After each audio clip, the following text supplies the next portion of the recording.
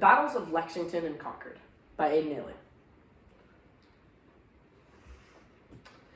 Perhaps one of the most iconic wars in the modern history of the world, the American Revolution marked a turning point in the balance of power throughout the world. Despite the actual war only taking place between 1775 and 1783, tensions and conflict started far before then between the American colonies and the British Empire. First settling in 1607, Jamestown, Virginia, became the first British colony in the Americas. From there, over the next 150 years, the colonies grew to 13, spanning the east coast on the Atlantic Ocean. And throughout these 150 years, resentment and bitterness gradually grew between colonists and the empire governing them across the sea. Unfair laws and tariffs contributed to the first shots of the war, such as the Sugar, Stamp, and Tea Acts, which taxed these products an unreasonable amount of money. Furthermore, a common consensus between many colonists slowly grew: the want to govern themselves and gain independence from a government thousands of miles away.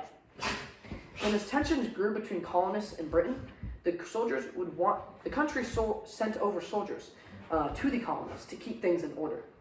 Many would call them lobsterbacks because of the bright red coat that they would wear. When the war finally did begin, the world was expecting the largest and most powerful military and navy in the world, Great Britain, to squash the colonies. However, this was not the case. Although outnumbered, the Americans utilized their higher knowledge of the areas to outsmart the British. They also took advantage of how Britain was having to fight a war thousands of miles away. They had thousands of troops around the colonies that didn't want to be there. They wanted to be home. But they were cold, hungry, fighting a battle that they really didn't want to fight. Battles occurred across the northern colonies. As you can see on my map here, of the major battles of the American Revolution.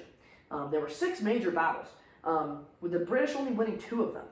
The bulk of the fighting took place around New York and New England, just above the Pennsylvania area. And each one of them played a very important part of America's war for independence. But today we are going to focus on one specific battle, the first battle of the Revolution, the battles of Lexington and Concord.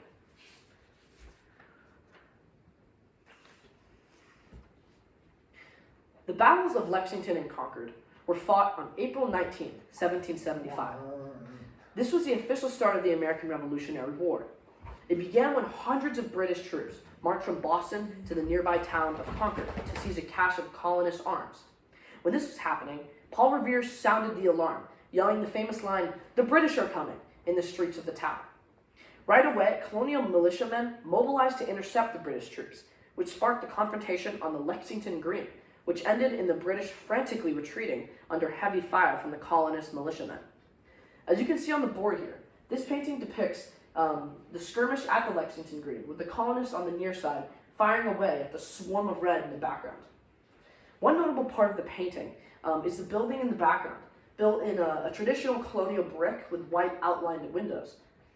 It shows how that line of architecture goes deep into New England's past, and still in this painting shows its impact on the New England area and its architecture in general throughout time.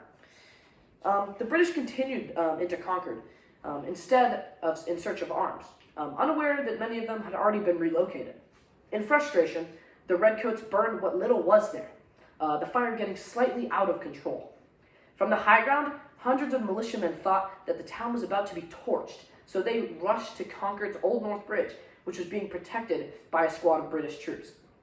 Old North Bridge, as you can see on the right here, is still standing today, and it marks as one of the most iconic battle remnants of the Revolutionary War still standing. It has been renovated multiple times, but it is said that its look today is almost identical to the original. It stands in the Minuteman Historical National Park, along with this statue of a colonist militiaman, also known as a Minuteman.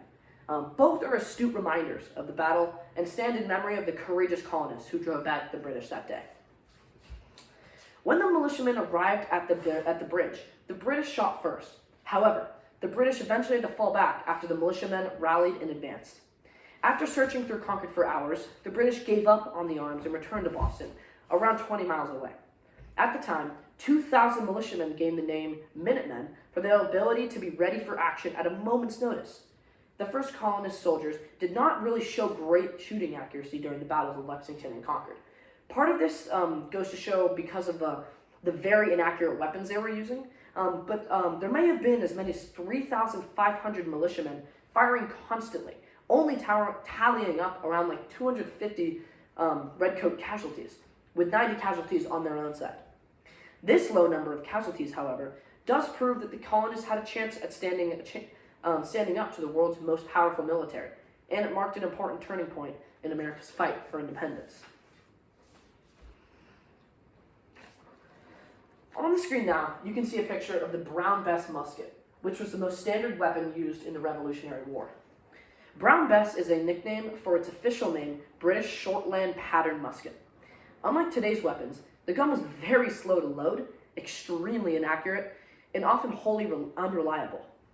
It fired round balls made of lead, around the size of like a quarter, which was much larger and less aerodynamic than today's bullets.